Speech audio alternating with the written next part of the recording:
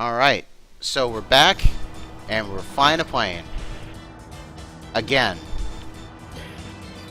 I'm just gonna assume that Black Widow's whole well, Tony gets away with it. That is the point. You make a good point. But like I said, the fact that we even have to insinuate or guess or whatever, it's really something that they could stand to actually explain. It really, there's no reason not to explain it. Granted, there was so much shit happening in Avengers 2 that I kind of understand why some stuff fell by the wayside. There was entirely too much stuff going on in that movie. It's why it wasn't as good as the first one. Every time I think about it, why would Tony sleep with She-Hulk? Because I mean, I wouldn't do that. Why not? I mean, well, if her cousin is Hulk, I wouldn't do that. Fair point. Like, look, let's just maybe just get coffee and stuff. I'd say as long as you don't plan on betraying her or sending her cousin into space, you're probably fine. Yeah, but they have that sort of like, sort of like brother-sister sort of relationship. Yeah. And like, you don't date your buddy's sister. You just don't do it. Who are the brothers we're talking about? Are you saying that Tony Stark and Bruce Banner are brothers? Because they weren't, like, at all. I mean, not the movie universe is different, but I mean, Bruce and Jen have that sort of like brother-sister kind of relationship. Yeah. And you don't date your buddy's sister. That's just asking for it. I guess it's a fair point. I guess if I were Tony Stark, yeah, I'd avoid it. You especially don't do it if your buddy's sister can, like, bench press a building. Yes. Yeah. I could see that. Yeah. I'm gonna die. We did it. Oh wait, it's over. Go, Tails. Especially since Tony is just a normal dude with a lot of money. Mm-hmm. Why would you take that? I really don't know. I guess the main thing that got me was Tony Stark was straight up dating She-Hulk, knowing full well he shot the Hulk into space. And then when she found out that he did that, he immediately depowered it. That was not cool. Speaking of things you probably should do to your buddy's sister. Sad tales in jungle. Don't un-gamma power his sister.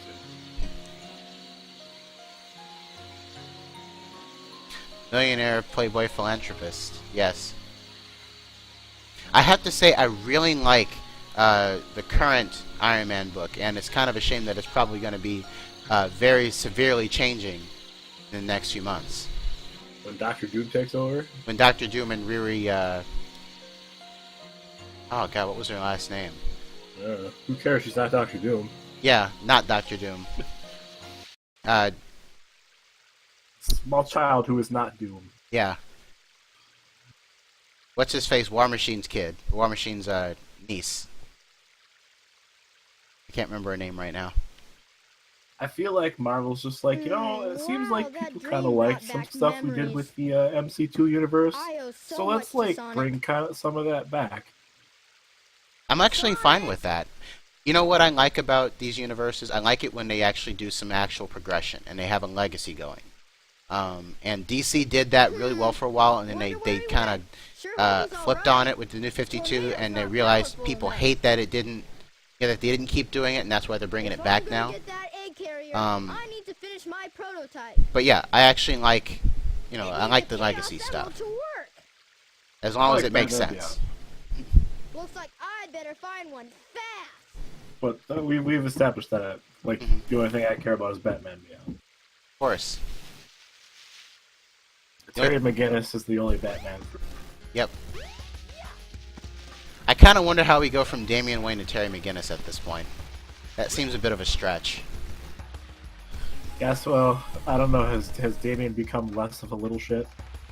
Slightly less, yes. He's going to be leading a Teen Titans team pretty soon. As Robin? As Robin. There are still officially 3 Robins running around right now. I'm just gonna assume that Bruce is like, Batman Mental is mine to give away. So, like... Don't even think about it, you little shit. You must find the Chaos Emerald, but searching in the jungle is very difficult. Especially with that whole thing with That's not helpful at all.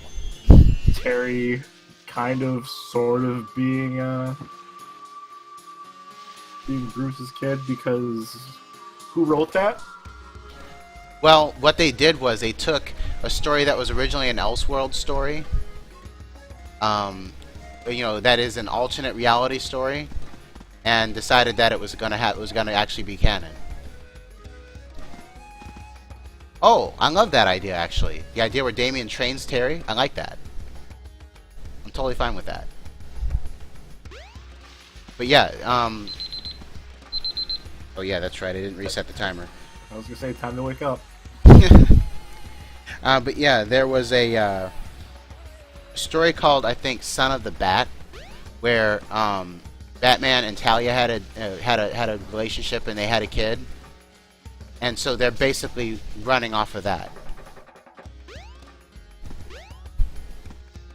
Basically, what happened is Talia drugged Batman and had a kid with him. So yeah, that happened. I mean, how does that even work, given all the number of times that Bruce has been hit with Scarecrow's fear gas? And been like, whatever, I'm back. Except for the times he doesn't. But most of the time, he's just like, whatever, I'm dead. Mm-hmm. Yeah, I don't even know. I feel like it is entirely within Bruce's character to be like, I wasn't actually drunk.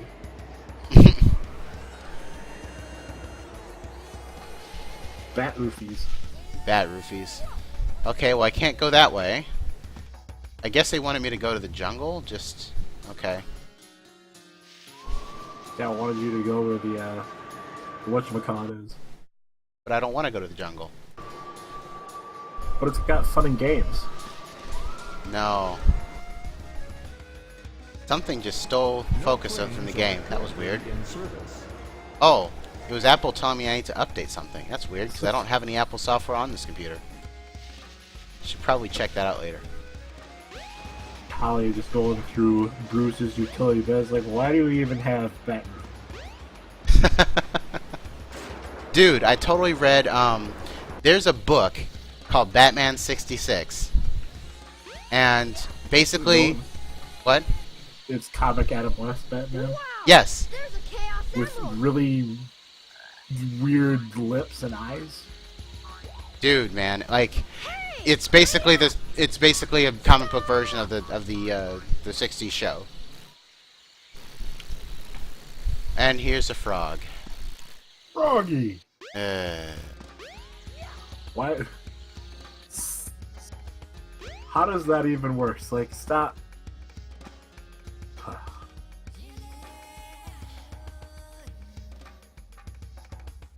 I can't I go mean, down there until it's all gone. There we go. That would be my explanation of why do you even have roof utility boats? Like, I have repellent for sharks in there. Why do you think I? Well, he actually did use bat shark repellent in the comic book. That's the thing. Like, that's literally the thing he used, and like without hesitation, Unapologetically. unapologetically. And they had this guy Mike Allred doing the art for it for a good chunk of it. He was like the perfect guy to be doing that book. Because his art has a very kind of neo-retro vibe to it. Except for that weird emphasis on Batman's lips. Yeah. And then there was the one thing that was really hilarious to me was the ending sequence for the comic, the last issue of it. They ended on a fight that basically turned into the opening sequence for the Batman TV show. And they like explained why it looked the way that it did. Like they actually had him in front of some kind of bluish screen and with crazy lights going on everywhere. And I'm like, wow, you went through a lot of work just to do that. Fighting in like a TV shop, Exactly. TV studio, Exactly. in front of the green screen. Mm-hmm. And they also, the guy made a point of drawing the Joker with the painted over mustache. Oops. I just got a kick out of that. You know what I'm talking about? Uh-oh. I don't. Okay, if you ever watch, like find a picture of Batman or Joker from the 60s TV show, and you'll notice that Cesar Romero, the guy who was playing him, who normally has a mustache, actually, you know, he refused to shave it off when he was playing the Joker. So, if you watch, you know, you looked at him closely, you could see that he had a mustache that was just painted over. Oh yeah. And the guy who was doing the art drew it in.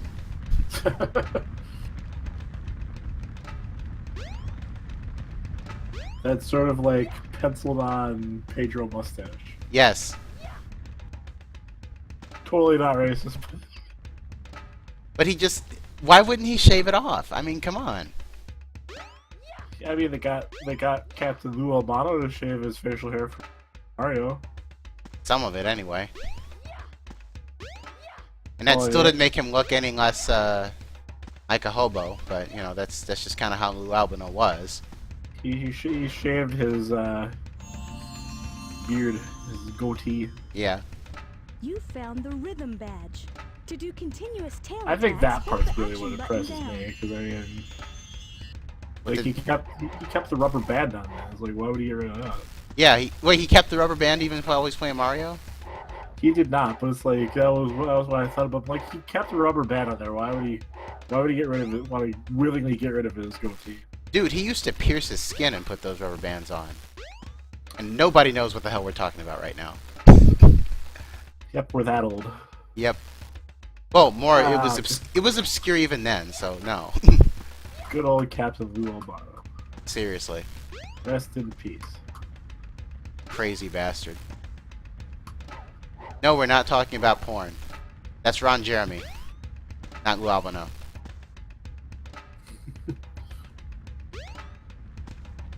For some reason, this just reminds me of the Danny DeVito voicing Detective Pikachu petition. It's too bad that he had no idea what it was. Like I said, I hope he knows now. Me too, because I really like Danny DeVito. Pikachu. Yeah. Okay, so here's an emerald. This is clearly not where I'm supposed to be.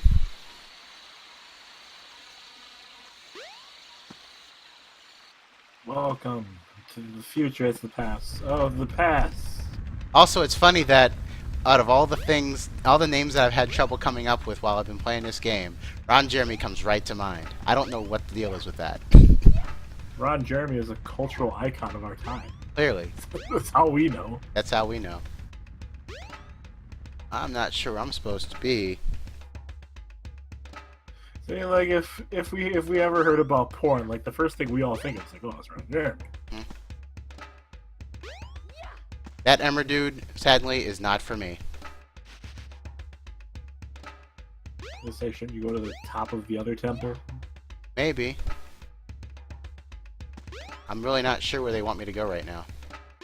It's a household name. It's true. Yeah? Well, at least he was at some point. I mean, my introduction to Ron Jeremy was the first that celebrity.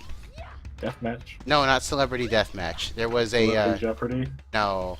There was a show, I think, on VH1 where they took a bunch of celebrities and they put them in a house, like a bunch of down on their luck celebrities, and put them all in a house together. Like they had like him, they had Brigitte Nielsen, they had Flavor Who? Flav on there. Brigitte Nielsen, she was the manager in Rocky IV. That doesn't help. Okay, just trying to think, what else was she in? My knowledge of what she was in is very small. Like I say, mostly I know that they were gonna have her play She-Hulk at one point, and the movie fell through because it looked terrible. And then she also played Ivan Drago's manager in Rocky 2. Rocky 4. My brain's I haven't seen any Rocky movies yet. How have you not seen at least one of them? Or at least know who Ivan Drago is. He's like the most stereotypical Russian to ever rush an ad. More Russian than Zangief, or the guy named the Russian? He was about as Russian as Zangief. He was like, if you ever heard the line, "If he dies, he dies." That's where that came from. Was that movie? Anyway, Brigitte Nielsen was in there. Flavor Flav was in there. What's his face? Vanilla Ice was in there. What's his name? What you talking about, Willis? Can't remember his name right now. Gary Coleman? Gary Coleman was in there. How has Gary Coleman ever been down on his luck? By being down on his luck? I don't know. I have no idea where I'm supposed to be going right now. Want me to open Game Facts? Sure, why not? Because I knew one of the things I needed to do was get the, Whatever that thing was. yeah, the spinny thing. That mega thing. Yeah, the feather dealy. Simulflange. And now I'm not sure where I'm supposed to go now that I've done that. Simulflange.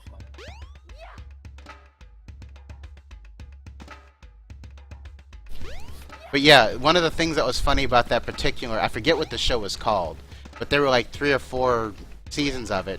And I think the funniest thing to me about that first one was Vanilla Ice still being really, really, really, really butthurt over Ice Ice Baby. Well, in all fairness. Yeah. Try jumping, he says. Thank you so much. Ooh, switch. You are pro gamer.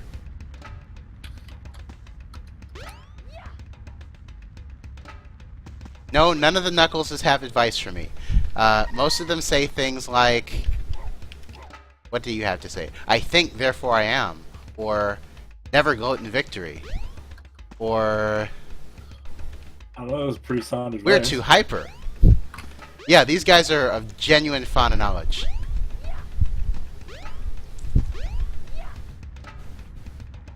I know there's like some area over here I'm supposed to go to, but I think I'm supposed to run into Tikal or something. See.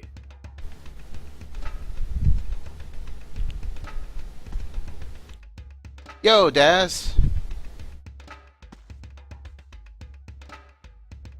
I am lost, as all hell.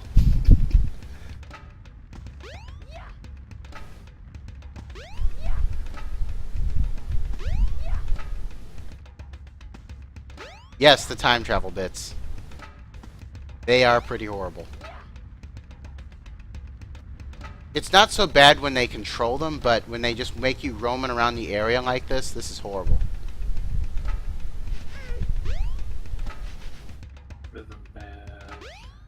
What you just missed, Ass, was me explaining to Ferret why the other echidnas that you can talk to here are useless. Something says go to the front of the Tikal. Wait, what? The front of the temple. Front of the temple. I assume probably not fly around. Oh, wait, there she is. The servers are the 7. This seems like something that should have triggered if I got anywhere near her. Well, Hello there, But friend. they How don't, are because this is Sonic Adventure. I was gonna say first Dreamcast Sonic game. Huh. I did climb to the top of My grandmother the... taught me. Really, the I'm problem was ready you just to kept flying. It goes like this. You have to stay Servers are grounded. The 7 chaos. Chaos is power. Power enriched by the heart. The controller is the one that unifies I'm going the to be chaos. playable in Remember Sonic this, Adventure. there's gonna be a quiz later. Still not sure what it all means. But you don't actually have The to take number the quiz. 7. Right. It's not a Same as the mandatory number quiz. of emeralds there are. Emeralds? Forgive me, but I don't think we've ever met before. I'm Tikal, and you are? Lucky number 7. And this is the first time we've actually gotten her name, is Tikal. I think I was supposed to do this particular game earlier on, but I didn't feel like it because, one, I wanted to get this jackass out of the way. Okay. Yeah, and just because.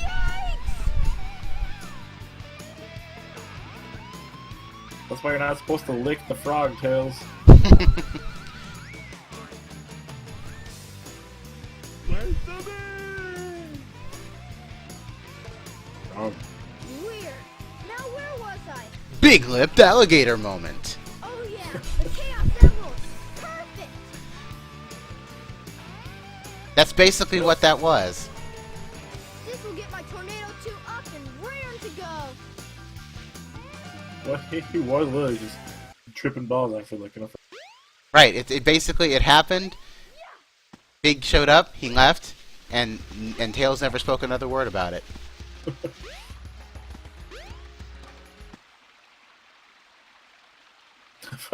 Frog didn't seem too nonplussed about it.